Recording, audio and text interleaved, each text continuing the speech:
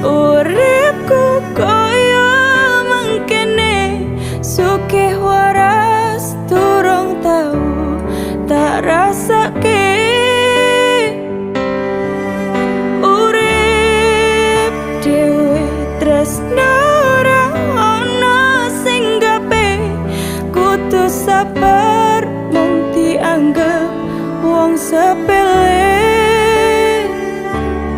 Laku kadang kesandung ora ono sing